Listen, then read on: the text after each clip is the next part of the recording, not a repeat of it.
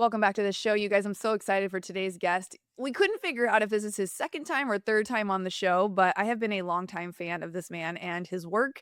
And we're going to bring you a conversation today that is going to be a little untapped on the what's really going on underneath the layers of the feelings that we're pretending not to feel. So today we have my good friend. He's a mentor of mine, but he knows it but doesn't know it. I follow this person on social media and I'm deeply inspired by the content he creates, by being vulnerable and just showing up unapologetically. Rob, welcome to the show. How are you? I'm so good. I'm so excited to be here. Love and admire you and your work so much. And I feel so honored and grateful to be back. So thank you.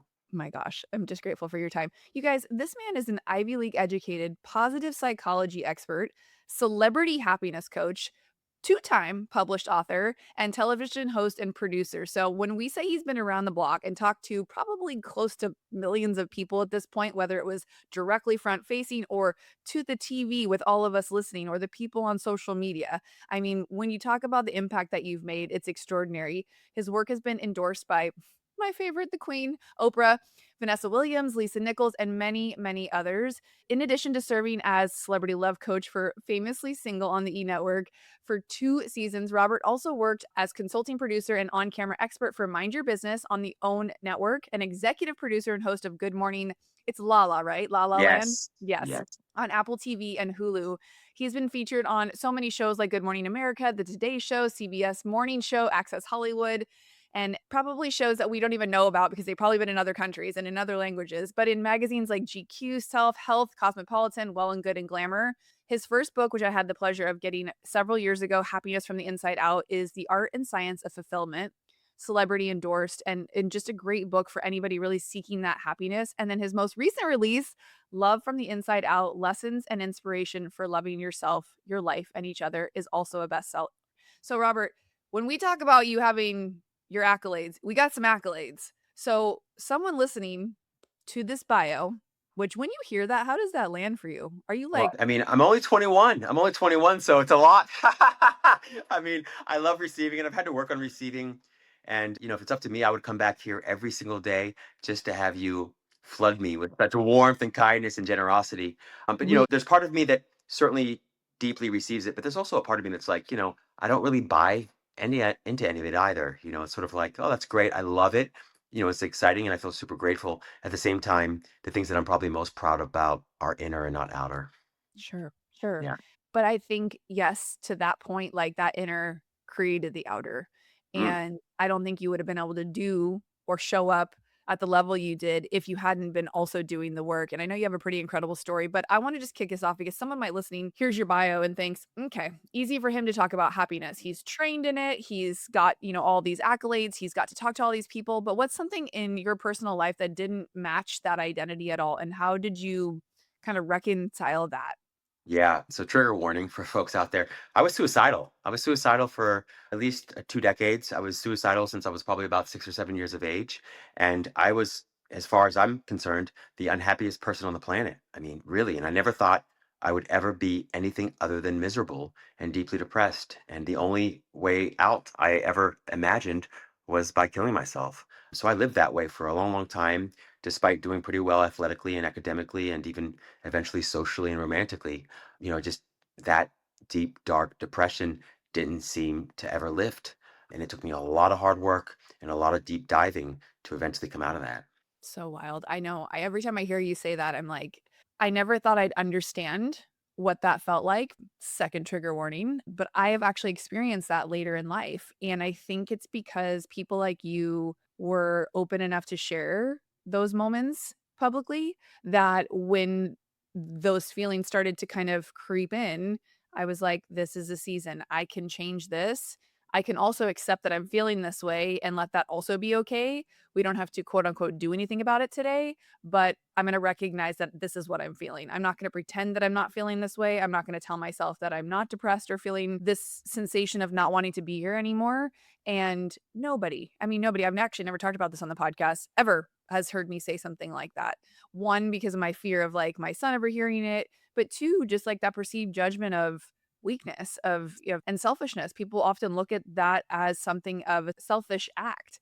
And I think I'm just grateful that it's become more mainstream the conversations of how we're actually feeling so that when it happens to people, I can still deal with it in private. I can still deal with it within myself, but there's resources, there's books, there's people, there's podcasts, there's been conversations that have allowed me to know that I'm not alone.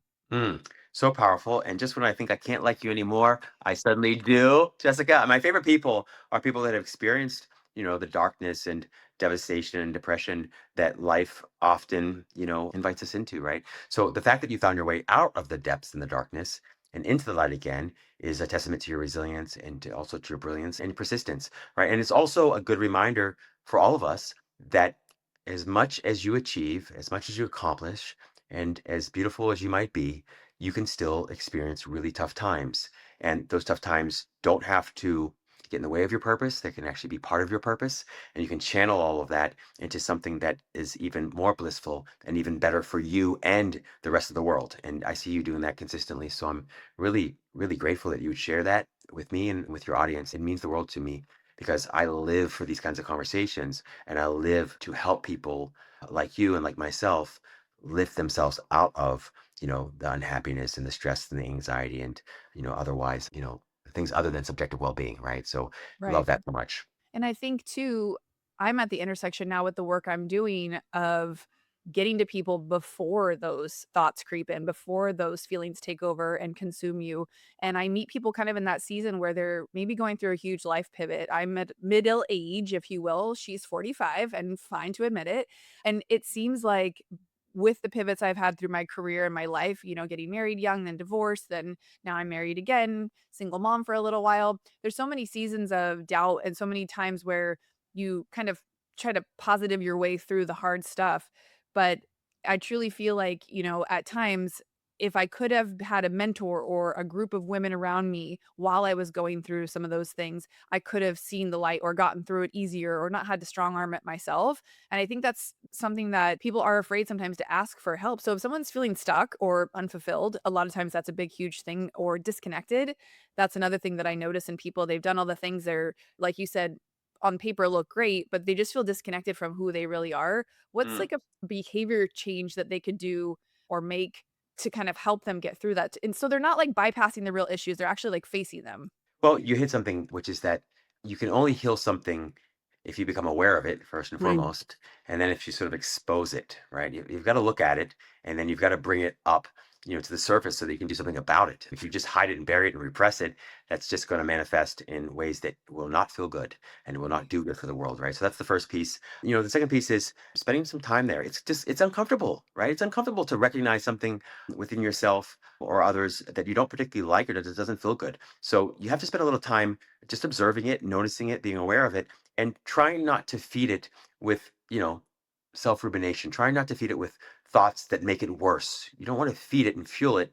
What you want to do is observe it without judgment and just feel it for its own sake. And if you can feel it all the way through without thinking so much, you'll be surprised at how quickly you come out of it. Right. So that's a Yeah. huge piece of it. And really, the easy way to say that is just getting to know yourself, right? Getting to know who and what you really are. In the beginning, knowing yourself seems like knowing, what kind of job you want and what kind of life you want. That's very helpful. And then at some points, knowing what's going on in your mind and then what's going on in your feelings and your body. But then you eventually graduate beyond that and you discover that there's something within you that I would say is invincible and it's unconditionally confident and unshakable and quite frankly divine, right? There's an intelligence within all of us that is just perfect and unharmed. It doesn't need any healing, doesn't need any solutions because it never had any problems. And so the more that you tap into that, the more you discover that any of the other problems that you think you had, they begin to solve themselves. They begin to, resolve themselves. So I think, getting to know yourself is just critical. And by yourself, I mean something deeper than what most people mean when they say it. Right, like associating themselves with their job or I'm a wife or That's a right. mom.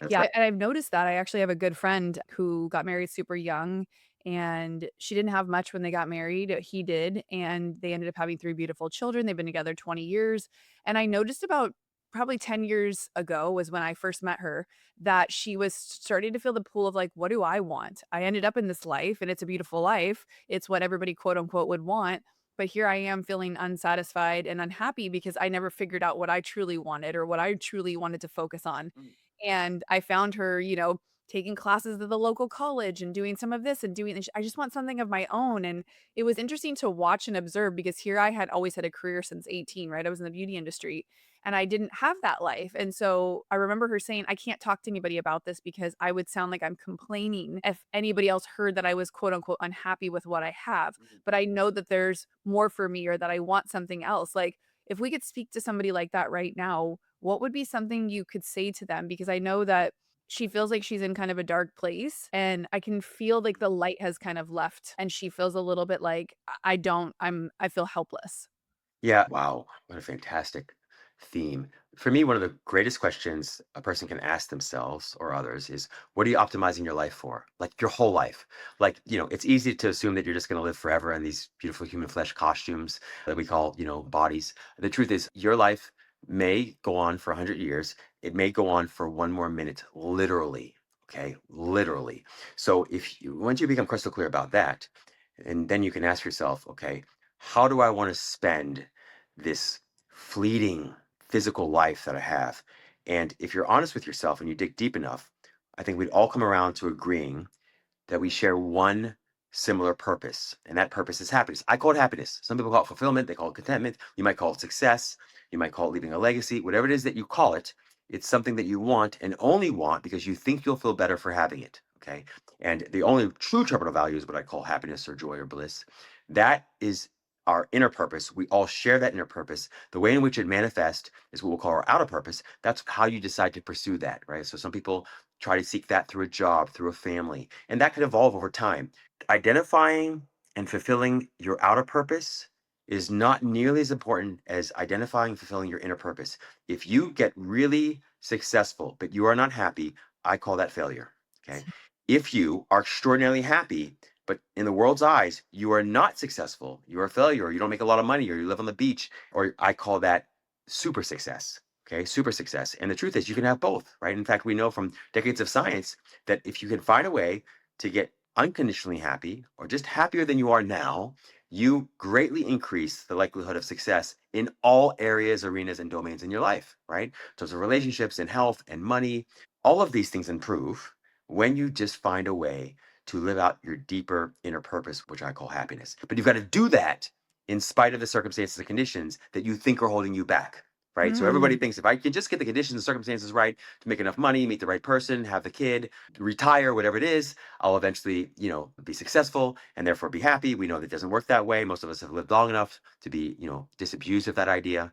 So you've got to prioritize happiness above all else. And you have to be sort of uncensored about it. You've got to be honest with yourself. Like, what would truly deeply make you happy? You're going to die anyway. Like, do something now. Life is, slipping through your fingers, this very second. I love that, and that is such a small shift in perspective, but it's such a huge one, and I think as a friend, like, I can't wait to send her this episode so she can hear it from you and me, I guess, in the sense because I think sometimes the people closest to us, we pray and hope that they understand, but I think we need to hear things several times before they actually land. You can hear the same thing how many times before it actually sticks and you're ready to hear it, and I think we sometimes get in our own way by not believing that that's possible for us. And I know you work with a lot of high achieving people, and I know a lot of them use success or their outward success as a distraction from doing that deeper emotional work, getting connected to themselves, like you said earlier, being the catalyst to everything. What does that look like? How have you seen Mm, people that you've worked with? Because I'm sure you've worked with a lot of like yeah. namely people who on the outside it looks great, but Yeah. I mean, it's not a surprise to me, but I think it's a surprise to most people that someone who makes millions or billions of dollars a year, who's in the public eye, who seems to be doing what they love, they're a musician or they're an artist or they're an actor or they're a politician, that this person would at the same time be feeling deeply depressed and suicidal. And Mhm. that is a regular occurrence. That is a regular occurrence. No level of success will ever prevent you from experiencing depression or suicidal ideation or stress or anxiety ever. That is always an inside job, and it's something that you do or you don't do. The only reason I even have a job myself is because these people exist, right? And I was one of those people. I didn't have that much success, but I had enough success to be able to see through it. I had a consulting job and I had a beautiful, wonderful girlfriend, and I had all the trappings of a successful life, when I was young. And yet, boy, it didn't change anything. In fact, my depression and suicidal ideation just got worse and worse over time because I lost hope. I was like, wow, if none of this stuff can make me feel better, I'm screwed. What am I going to do? Right. So for me, working with those folks often starts with just a conversation, and it's about helping folks tease out the difference between what they might call success, or they might call leaving a legacy, or they might call something that is conditional and circumstantial, and what I call happiness or joy or bliss or contentment. I think people, they have these ideas about happiness that get in the way of the experience of happiness, right? So that's the problem, is that our ideas often get in the way of the experience. Yeah, wow, that's a powerful one. I can think of several things I wanna say right now, but I'm not ready to put on my podcast. In time. That's me, part four, episode four. Yeah. This is, like, where I would, like, record it and only send it to some people because I think, I'm newly married for the 2nd time. We got married in December, it is now May, Congrats. and thank you. There's been several things that would make anybody else think, like, "How are you guys?" We're long distance still, and it's been 5 years. So, it's been an interesting journey to build something different than what is traditionally accepted as what a marriage looks like, right? And I think for him, it was extremely hard because he was married for 20 years prior and had the home with the 2.5 kids and like all of the things looked perfectly aesthetic, but at one point realized he wasn't happy. And so that's why he ended up leaving the marriage. And that existed far before I ever was part of the picture. Now I come in several years later and I could see, okay, here we go. I guess I am gonna like share it on the podcast because I think it's worth sharing because I Yes. think at the end of the day, he's a great example of somebody who thought something was supposed to be a certain way. So in his mind, he was like, "We're not gonna get married until we live together." And I'm like, "Well, you met somebody who lives in a different state who has a Mm. child." And at the time, Kai was like 9 or 10. And so I'm like, "I'm never moving." And so, in that la la phase, you're like, "Oh, we'll figure it out." And, he's such a, "We'll figure it out when we get there" type of guy. And I'm like, "Well, we're here now." So, eventually it got to the point where he can't quit the job that he has because it's like, the old school golden handcuffs, awesome, amazing career that he's worked super hard for, nor would I want him to. And I've learned to just accept the way the relationship is. And I actually have learned to love it because it is what it is. And I know that if I can find peace and happiness within myself, then I'm just gonna be happy in the relationship. But I watched as he struggles through it because when you knew a past life or you had something before, I think it's sometimes hard to let go of the idea of how something should be. And as much as I know that he's doing the work as much as he can internally by himself, I'd be curious if a coach like you or someone to talk through the idea of self-fulfillment and in your own way to create that happiness so that no matter what is going on externally, whether you get to see your partner every single day or not, you internally are always pretty good no matter what life is throwing at you. And I know we all have different pressures from our jobs, from children, from, relationships or whatever that looks like. And not every day is going to be, where you're showing up as your best self or being super nice to your partner or, having your A game on social media. But at the end of the day, when you can feel that somebody's truly not happy, it's hard for the other person to hold space. So what advice would you give me Oh, gosh, that in was so it rich. in being supportive to somebody like that who I love deeply, I chose to marry, and it was me that was like it was back probably like 8 months ago where I was like, "Listen, I don't think this is working because I don't feel like you're happy." I said, "If Yeah. I thought you were happy in this, then we could carry on, whether we got married or not." We were already engaged. And I remember we kind of cute broke up, and I remember having a conversation with him a couple weeks later, and I said, "You can tell 2 stories to your friends about this. 1, she left me, oh my gosh, this was terrible. Or 2 people tried really, really hard to make something work, and it didn't work out the way that they wanted, but they both gave a solid effort and are great people." I'm like, "That's the story I would tell if, I got a chance if we're officially going to end this." I said, "Or you can wrap your head around that this is our life for now, and we can go from there." I'm like, "Kinda like you got 3 choices." And he chose the latter, so here we are, but I can still see the moments that come up where the only word I can use is, "You don't seem happy." Boy, I had That was fireworks going loaded, I'm off in my sorry. it was phenomenal, it was phenomenal. I had fireworks going off in my head and my heart as I listened to you, and I've got about 25,000, like, brain browser tabs open now. So good. Folks should rewind that part because there were so many insights there. I'm gonna say a few things, and we'll, sort it out in the end. First of all, you nailed something, which is that life does not come in a one size fits all form, okay? It just does not, and you should be wary of that. You should be careful of that. If you are, living a life that feels too linear, you're probably on somebody else's path. Okay. And that's number one. It just doesn't. Okay. So, in order to be truly happy, and I would argue successful, it requires you to be a revolutionary. You've got to be rebellious. Life and happiness is for the gambler. It's like period. And so if you think that you're going to walk in somebody else's tracks and find that success that they found or the happiness that they found, it's highly unlikely, right? This is a customizable, personalizable experience that you have to carve out for yourself. And like, on one hand, it makes it very challenging for folks. On the other, super exciting because you can't get it wrong. Okay, it's the first thing. Second of all, there are sort of two quotes that I love from two virtual mentors. Buddha said, and I love it, your only problem is that you think there is time. And that's important, right?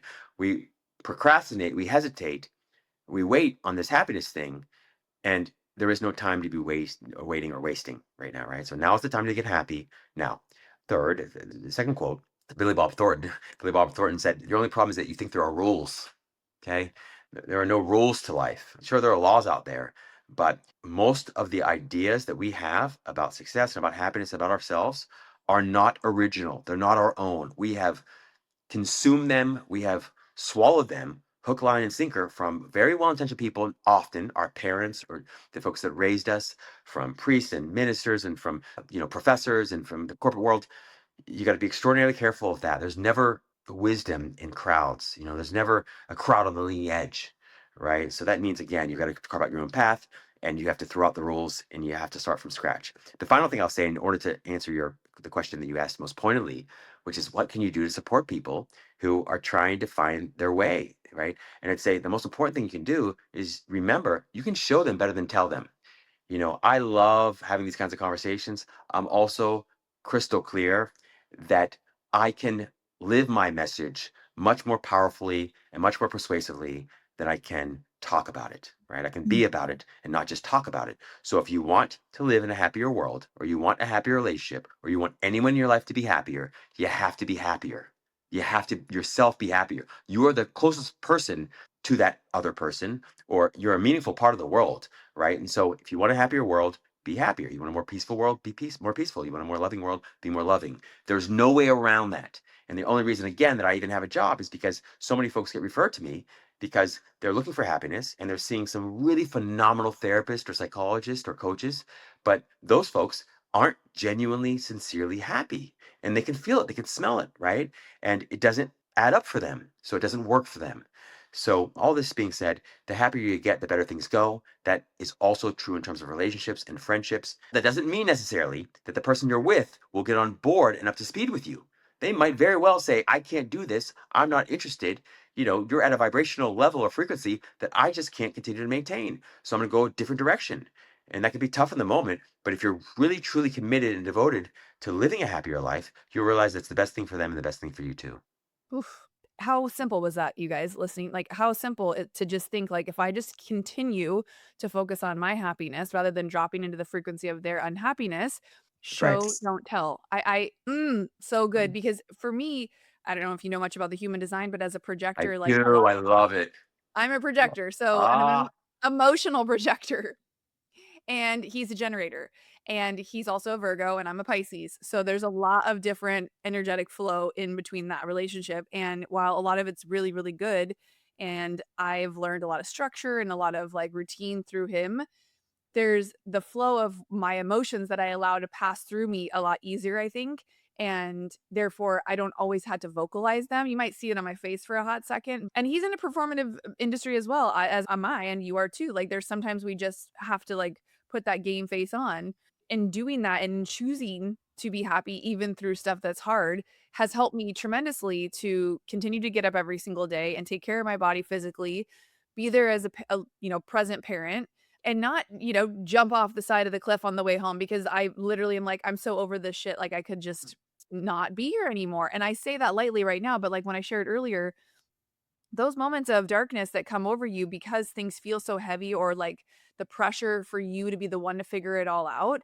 I mean, if you can just literally simplify, like Rob said, and think about the fact that you could not be here tomorrow, tonight, in 5 minutes, and choose a different state, a different frequency. It's not about like, get out of your own way. I think there's so much more to it, so much more depth to the thought around how we are actually the ones in control of our happiness, mm. even if you're in a situation you'd rather not be in. Shivers. You give me soul shivers right there, Jessica. I mean, that's just so insightful and so poignant. And you absolutely nailed it, which is, and it's hard sometimes when you I've worked on this thing for decades now. I can't tie my shoes. I can barely warm up food, right? So I focus on one thing and I can't do the 99 other things that probably are required to be a human being and that somehow I'm here. But what that means, however, is that, people sometimes have a hard time understanding that when I say I don't care what other people think, I mean it. I still smile. I have a good time. I meet them where they are, but I don't care what they think. And that doesn't mean that I don't care how they feel and that I don't want to support them in feeling better, but it's not going to come at the expense of my peace or my love or my happiness. No way at all. Right. So which often means that I meet people where they are with my words. While on the inside, I know all is well. I know all is well. I know all is well. Right. And so we can all tap into that infinite wellspring of subjective well-being, of contentment, of unconditional peace. It's really a peace that passes understanding, which means that two things. One is on one level, yes, life is extraordinarily challenging and difficult times. You don't need to try to paste smiley stickers on empty gas tanks, right? You don't need to fake this, okay? Occasionally it's helpful to fake it a little. That's fine, okay? You might have to. You might be in a business meeting or something like that. That being said, the real key is to find ways to tell yourself and other people truthful but better feeling stories about everything and do it just to feel better, right? So I don't like rain. I love sunshine. That's why I live in places like LA and Miami because I want to be in sunshine all the time. Sometimes it's raining. I can do one of two things. I can look at the rain and just stick to the facts. It's raining. Be done with it. I don't need any color commentary, any judgment. On the other hand, I can say, wow, I so appreciate the rain because it reminds me of how much I love the sunshine and I'm super excited looking forward to the sunshine, right? It's truthful, but better feeling. What most people do is they try to fake it with positivity, but down deep inside, they don't feel better. So it's not really positive if you don't feel better as a result of it. And it's only going to feel better if there's at least a seed of truth in there that you can buy into, right? So that's the first piece. So truthful, better feeling stories, or stick to the facts. And by the facts, we mean only the facts. No color commentary, no judgment, right? And the third piece is, which is honestly a cheat code, is quieting your mind altogether. I mean, do you have to have any thoughts about the rain? You don't. You don't. If it's raining and you're wet, you just experience the wetness. You don't need to add anything to it, good, bad, or indifferent. So there are lots of ways to sort of carve this thing up. But at the end of the day, happiness is the meaning and purpose of life. And it's the whole point and aim and end of human existence for me, right? Not just because it feels good, but also because it leads to doing good, right? You just do better in your life. You're a better person. Everything improves. So anyway, the point is, in order to support people in that way, you really want to be able to tap into that unconditional happiness or peace or love or whatever you want to call it that exists within you, even when things are tough or even when the other person's struggling. And that doesn't mean you have to be harsh. You can still meet them with loving, kind words. But on the inside, you have to stay centered. You have to stay cool, calm, and composed. You have to stay sort of, resting in that place of immovable, unshakable peace, love, happiness, and confidence. This is why I'm so grateful to have read books like yours and to know that this is somebody's life's work, because I think that's why we've lasted 5 years, because even when there's moments like that of my friends sharing things with me, and I share things that I'm unhappy with all the time, like we're having a conversation talking about what went wrong or what, our, so and so did or what. Yeah, it's called a conversation. Colorful commentary, as you would say, and I think that's a way that people do connect and bond, right? So we can share stories so we feel less alone or less overwhelmed by whatever we're going through. But at the same time, I'm such a solution oriented person that I'm like, okay, now how do we flip this? How can we look at this? And that's where I think the natural progression into coaching and mentorship happened for me, because it was already happening behind the chair. And without fail, I would turn my client around or they would look in the mirror after they were done and they would be like, "Oh my god, you nailed it every time." And then the second sentence out of their mouth was like something negative about their face, their body, their skin, their "I'm fat, I'm this, I'm that." It was generally something. Or if it didn't come at the very end of the appointment, we talked about something during the appointment. My hair is feeling thin. This like something negative that was like they wanted to bring out, but I was like, I wish I would have had more tools, like, talking about finding things that were happy so that I could even just redirect the conversation, which I Yeah. learned to get really good at, because I learned after a full day of people just dumping on me that I couldn't hold that. I was like, I'd get to the car and literally scream in the Mm. steering wheel like, "Ah," you know? And I was like, "You're in control, like, they're coming into your environment, you can create a serene space." So, like, I completely redid my space, and I learned to redirect conversations. And so, if someone Mm. started going down a rabbit hole, I would be like, tell me something great that happened last week, or like, didn't you tell me last week about your dog? And like, I would try to find something more positive so that they would leave in a different energetic state. Because though it might feel good to dump and share all the negative crap, I also learned that I'm a magnet for people telling me things, Oh, later learning as a projector. You know when you told your hairdresser, "Come on, everybody." that's right. And sometimes people would overshare, and I related that to the reason why sometimes they didn't come back because they were like, "Oh, shit, I can't believe I told her that, like, I can't ever go back now." Yes. And I was like, "Okay, if we can just find the happy medium in there," and I guess I share that story for you guys because I feel like if you're a space holder, if you're somebody who's in the mentorship coaching arena, you will come across this. You will have people who want you to fix them, and if you can listen to anything that Rob was talking about is to redirect the energy back Mhm. to them, but by showing. So if you are creating content, if you are putting stuff out there, it doesn't always have to be sing-songy and perfect. You guys go follow Rob. You'll see sometimes he's in his car sharing something heartfelt and there's tears and it looks like he's not happy because if you're crying, generally you're not crying about something, that you're super happy about. And I think it's those vulnerable moments where we can all feel connected and move through those feelings of quote unquote unhappiness, frustration, anger, anything that's not happy, and get through it faster so that you're not sitting in that shit for so long. Wow. And I gotta ask you though too though, because Perfect. Yeah. do you ever still catch yourself like not Yeah. practicing what you teach? Oh my goodness. You have to. Yes. I mean, I'm gonna have to be vigilant my entire life. I'm convinced of this. Ramana Maharshi was one of my favorite. He was a teacher, spiritual teacher, sort of a reluctant one. He had this enlightened experience, the experience of enlightenment, and he went out into the forest and just became a wandering ascetic. And he didn't need to be around people. He was just living in a state of like bliss. And people would wander through the forest, and then before long, an ashram developed around him. And he wasn't interested in talking. He was just going to experience, enjoy his blissfulness. And eventually he started talking because people kept asking questions and the silence wasn't enough for them. So he eventually was asked, Ramana, like, of all people, do you have to stay vigilant? He's like, my gosh, yes. Of course, yes. So for me, no question about it. I have to remain vigilant.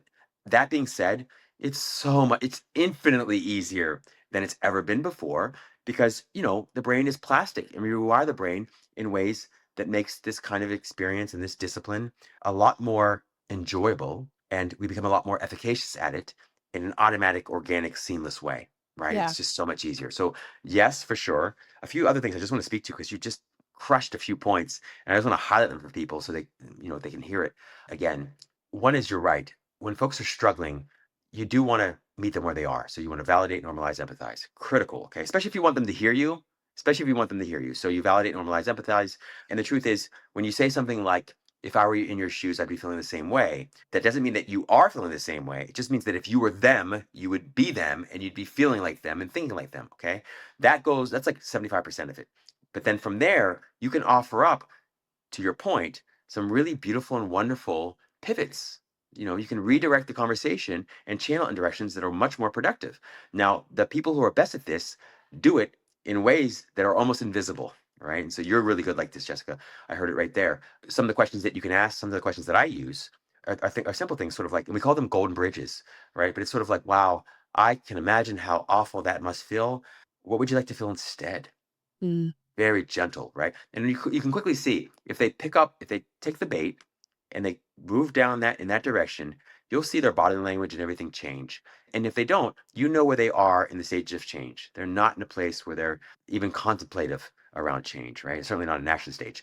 Other questions that I love, especially when someone comes at you really hot, they're just unloading on you. Would you rather, I really want to be helpful here. Would you like to be most heard, hugged, or helped? Right? So the idea heard means that you just want to vent. Okay, you want to vomit on me. Okay, that's okay too. Hugged, just a hug. Or helped. Helped means we're going to go into problem solving mode.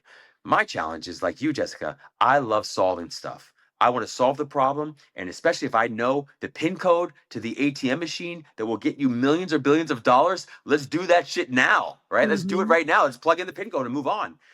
But I've discovered that so many people aren't there and they don't need to be there. And I need to accept them not being there without it affecting the way I feel on the inside. Right. And that doesn't mean that you have to stay in the conversation forever or that you need to be a doormat for people or that you need to be an enabler. Right. Some people just continue talking about the problem endlessly without interruption. And it's not your job to continue to be, for some folks, a source of the narcissistic supply. right? So anyway, back to your point. The one other question that's on to ask is, just very simply, what here is controllable?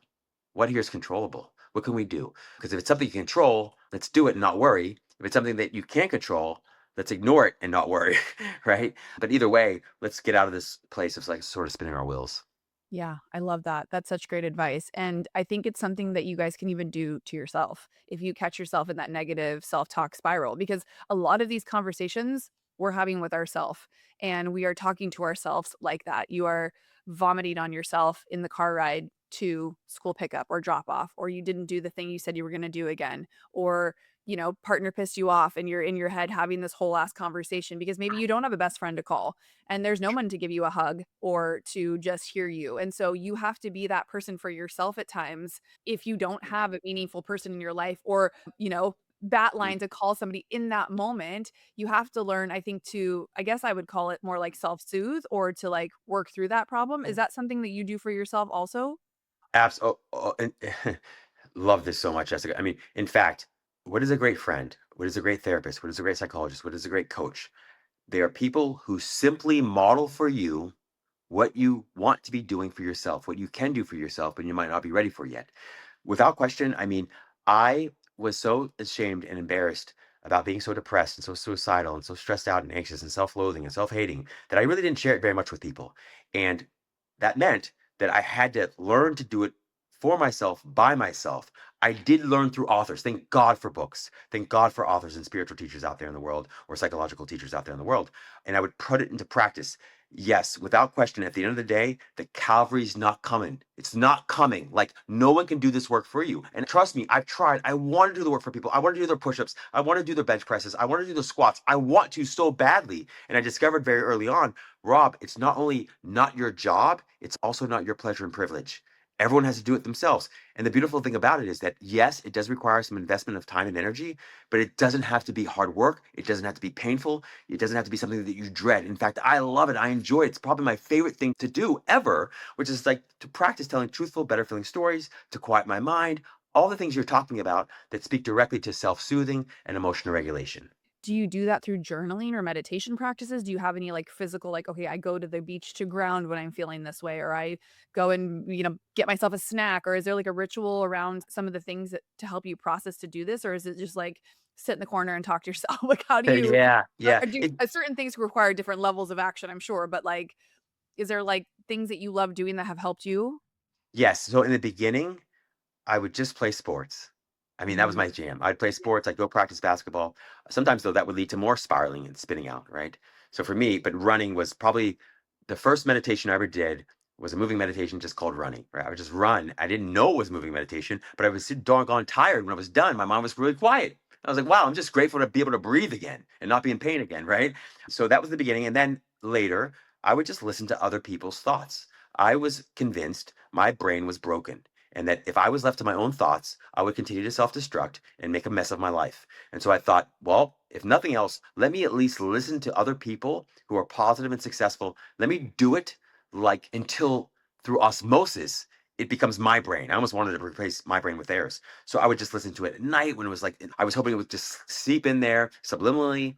I would listen all day long. I'm sure I drove many girlfriends out of my life because I would listen to the car all day, every day. I didn't care. Could we put on Abraham Hicks? Could we put on Eckhart Tolle? Right. So I would just do that endlessly. And then over time, it became a more refined, sort of polished process where I did a little journaling, but mostly it was a gratitude journaling because I discovered that journaling for most folks, while it's good in the beginning, for lots of folks, it just continues to reify or solidify, yeah, the negativity and the self, criticism and all that good stuff. So I eventually moved beyond that even, and then it just became about doing it on the fly. You really want to get to a place where you're doing it on the fly. So when other people are talking to you and they're saying negative things, like I have a tape running in my head that immediately like translates what they're saying into something that I feel is truthful, but way better feeling. Now, I won't always reflect that back to them, but in my head, I have a different experience than they did. So they might walk away and be like, wow, thanks, Rob, for being there for me and hearing all this, negativity that I'm sharing. And I appreciate that. And that's partly what's happening. But for me, no. The final thing that I do these days, I mean, still read, but the greatest practice I've discovered is just stopping thinking. Just Mm. don't. I think this is why you see these laughing Buddhas, like these little statues or little miniature, versions of Buddha, laughing at how simple and stupid we've all been along the way. And for me, the fact that I created all this suffering for myself by thinking so much and overthinking everything, when the truth is, if I could be a little bit more like an idiot, like a small child, like a small, right? My God, my life is so much happier as a result of it. Like, I don't think about so many things that I used to think about, and I'm so much more peaceful, and Mm, success comes so much more easily, and relationships go so much better. And we can all do it. If I can do it, anybody can do it. You can, if you want, just shower without thinking about all your problems. You can eat without worrying about everything in the future. You can go for a walk without regretting everything that happened to you in the past. You can just simply walk for the joy of it without thinking, mm, right? So unitasking and practicing the presence, we'll call it of peace or of love or happiness. Some people call it practicing the presence of God, but it's practicing the presence of unconditional, unshakable, immovable faith, confidence, peace, love, and happiness by not thinking about anything or anybody. mm. That's so powerful, and I know you guys are listening thinking, "Yeah, that's easier said than done." I would challenge you to limit the things that are stimulating you so that your brain is going 100 million miles a minute. I notice if I drink too much coffee, where does my brain wanna go? Overdrive. I notice if I've been scrolling on social media, even if you're watching on YouTube, air quote, doing it for research for work, I need to put the phone down so that I can shut my brain off. My thing is getting into the sun. I just turn my face to the sun wherever I'm at, whether it's in the car, open the sunroof, stick my head out the window for a minute, or go on my patio. Like, it literally, that's all I have to feel is the warmth. It almost just like erases whatever's coming over me and consuming me because I can come up with all kinds of fucked up shit to worry about. I've always said I'm too smart to be like a rap star because I couldn't come up with a dumb enough lyric. I mean, we could throw out some really, I'm like, "Damn, if I coulda just thought of that, like, I'd have been a bazillionaire." And then also, you think about the simplification of certain things that have made people so successful, or the way that if you just simplify something, you can teach it, which then becomes like, "Oh my god, someone's like $100,000 a month digital course." You're like, "Wow, they're just selling something so simple." You're like, "Yeah, because our brains are so overwhelmed with all of the what ifs and the should haves and the could haves and the fucking guilt that we feel over, not cooking your kid breakfast this morning or not, going to bed mad with your partner. So many things that you Mhm. can dwell on. We could make a list, 10 miles long. But what good is that going to do for anybody? And honestly, like, your body doesn't know the difference between good stress and bad stress. So if you are stressing yourself out, thinking negatively and like being overwhelmed in that state, I can tell you, you will start to get things like, a sty in your eye or a cold sore or, autoimmune disorder or unexplained things happening to you physically because you are manifesting that inner chaos and stress will come out externally. I've seen it in people losing their hair. I mean, all sorts of things. And weight gain, weight loss, all of it. And this is such an important topic. And while it might have seemed lighthearted in the first few minutes when we kicked this off of like, oh, happiness coach, this is the most important fucking thing that you could ever focus on in your entire life if you listen to this episode this far. I hope it's sinking in because I know that it's not just something maybe you needed to hear today, it's something that I guarantee 5 people in your life need to hear. So, take this podcast episode, send to a couple friends and be like, "This was such a powerful episode around happiness. I want nothing but happiness for myself and you, so I'm sending you this episode."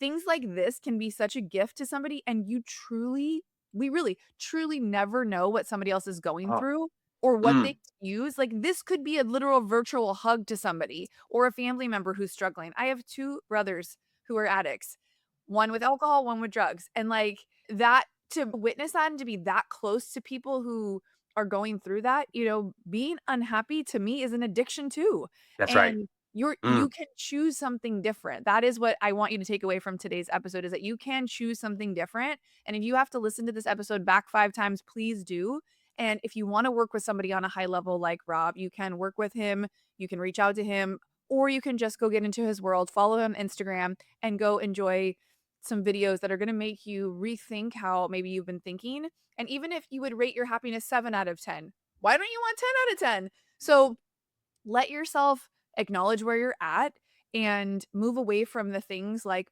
even journaling potentially, like Rob said earlier, that was what I felt like every morning I would wake up and kinda dig for the things I did wrong.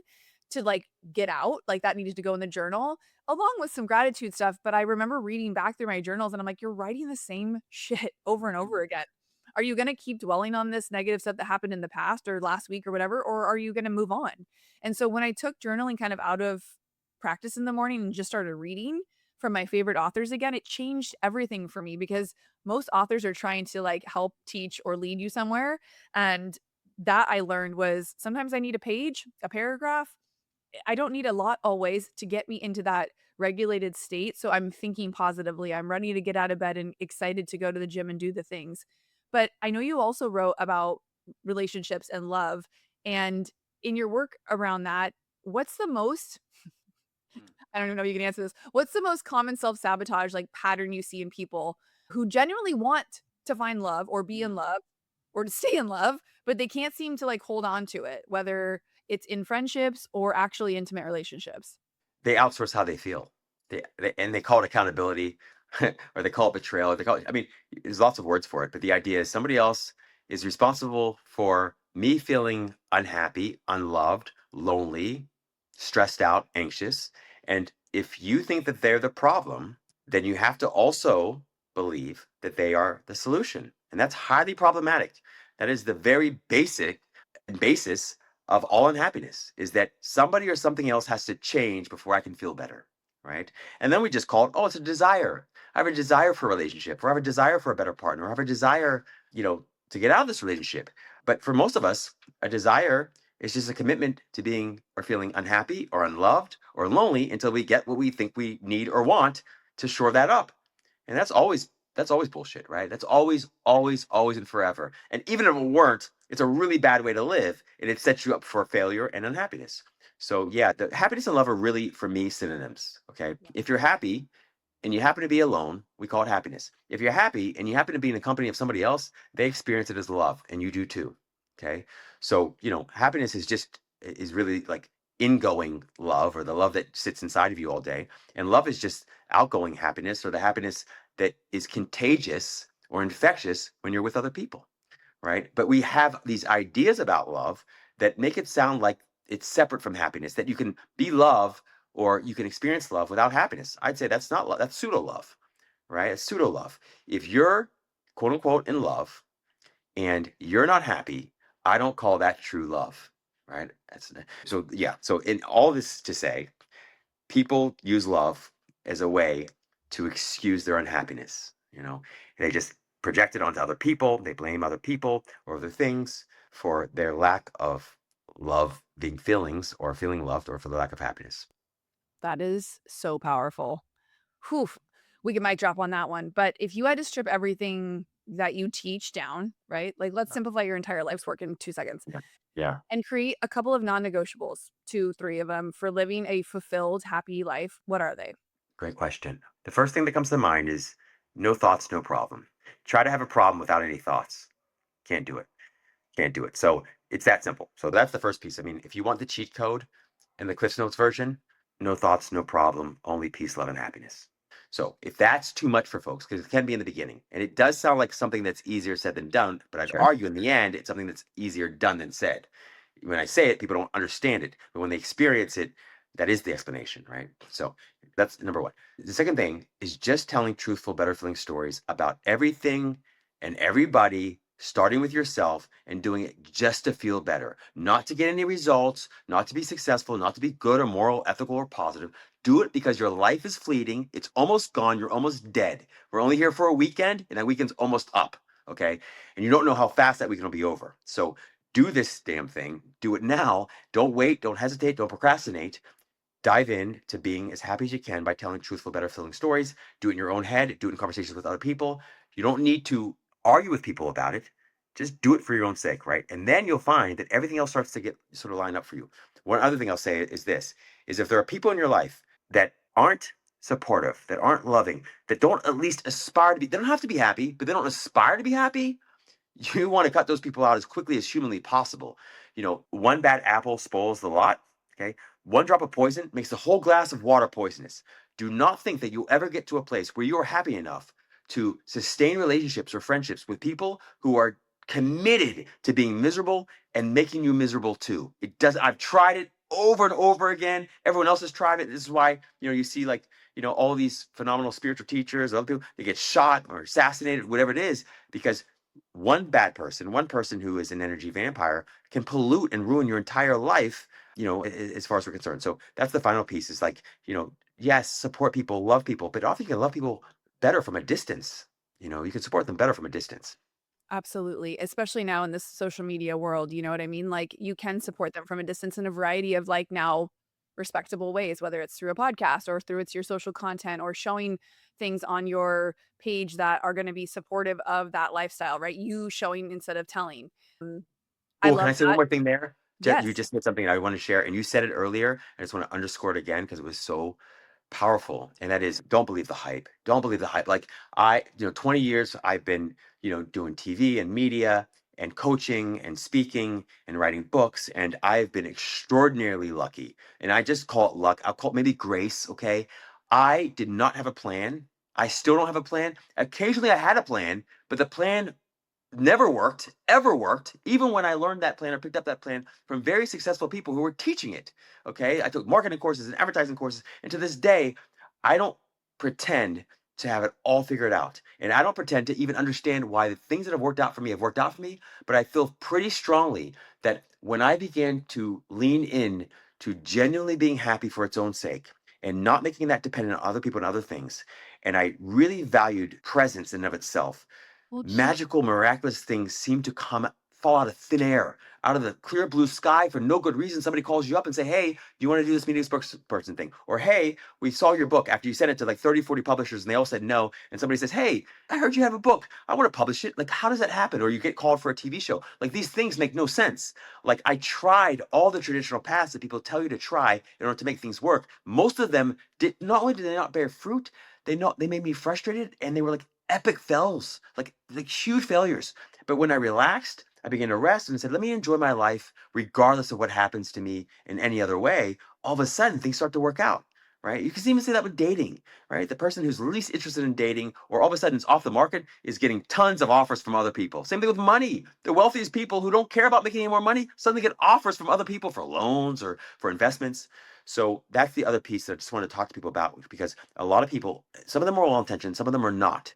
They want to sell you on ideas that they personally and selfishly benefit from that sound pretty logical to you, but they're often logical fallacies. Like, life has its own logic and it won't always make sense to you. You don't have to understand it. I just know that based on science and based on my own experience, when I've gotten happier, things have gone better. And I don't know how or why. I don't need to know because I just like the results. I just like the results. I'm on board with that. I don't need to know the how. I just, just Yeah. the action and the taking of that.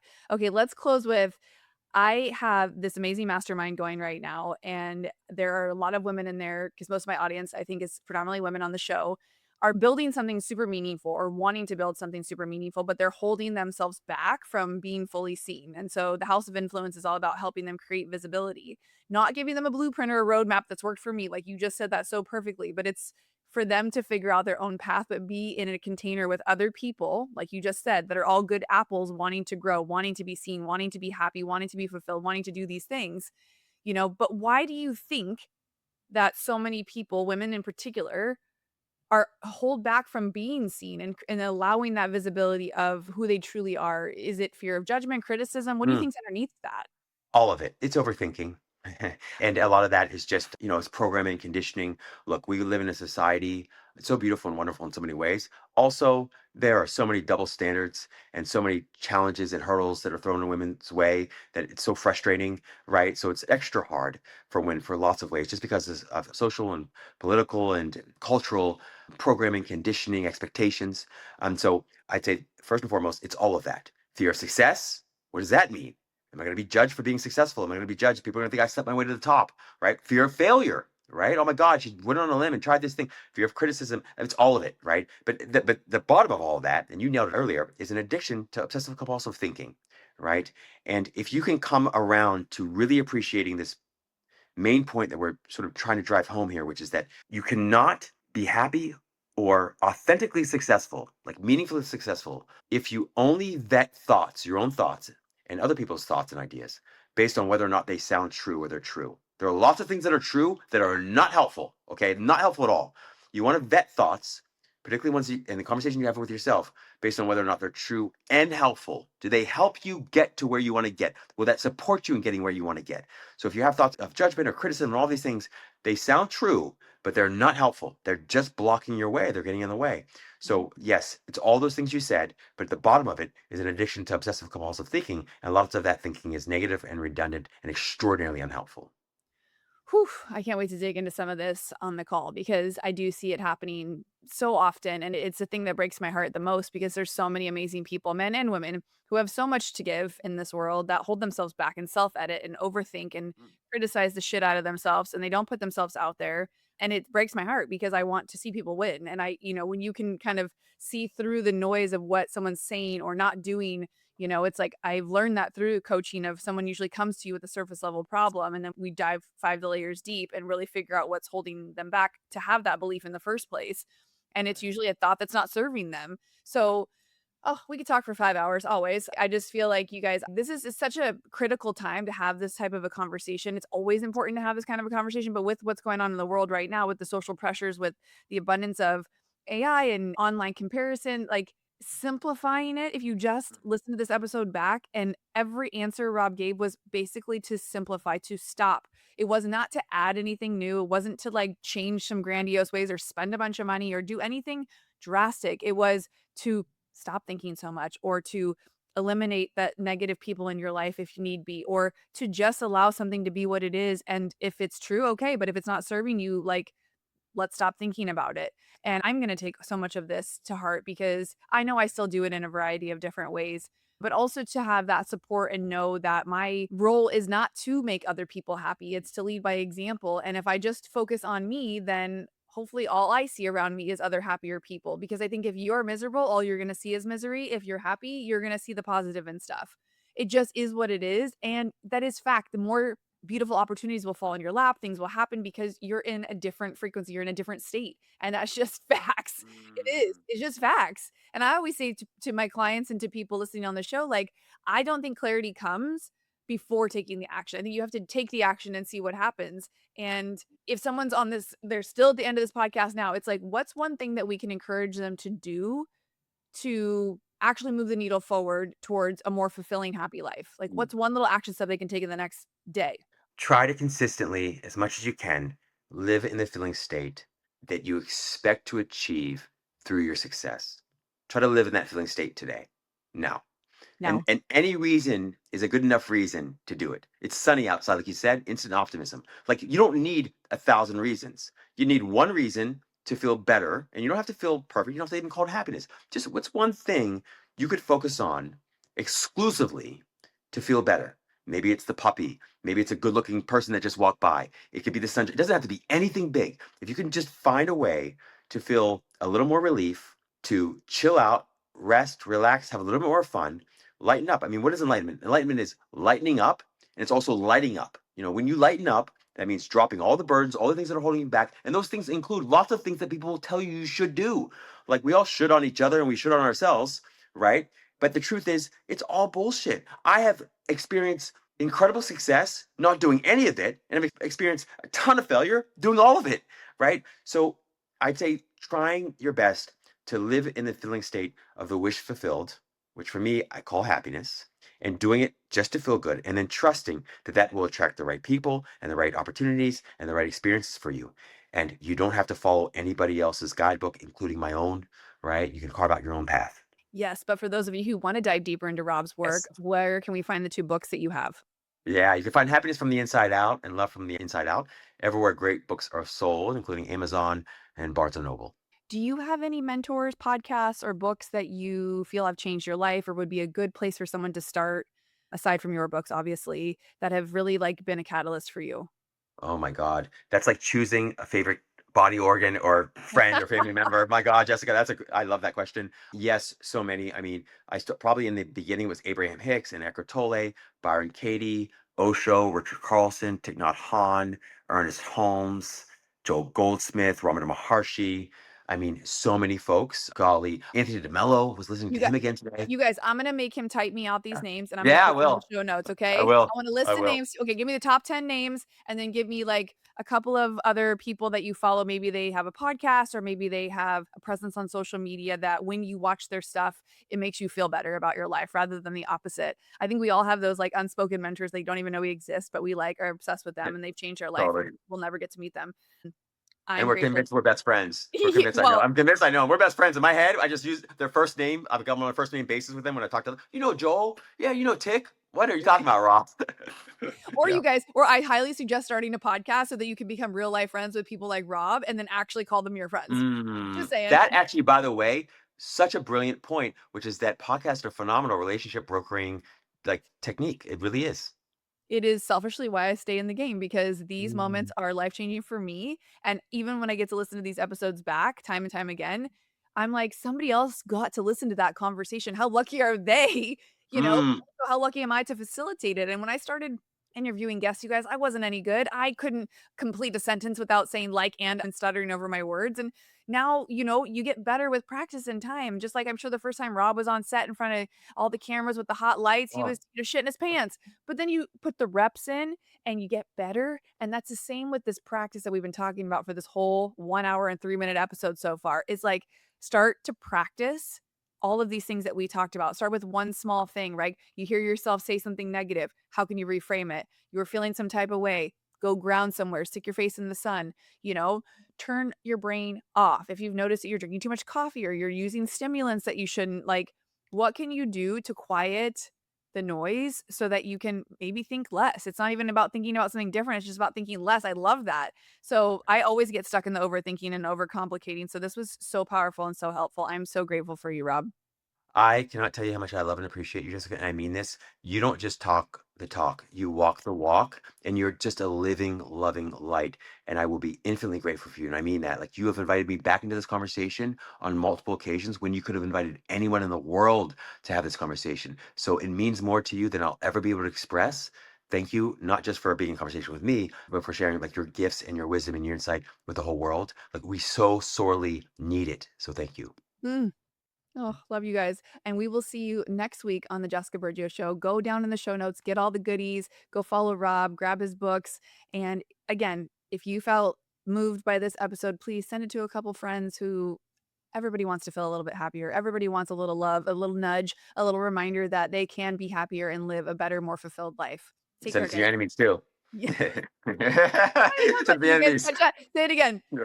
Yeah, you can send it to your enemies too. Maybe them first. People you Smiley really face hate. emoji in the DMs. Yeah, yeah. Obsessed. Thank you so much, Rob. We'll see you guys next time. Thank you.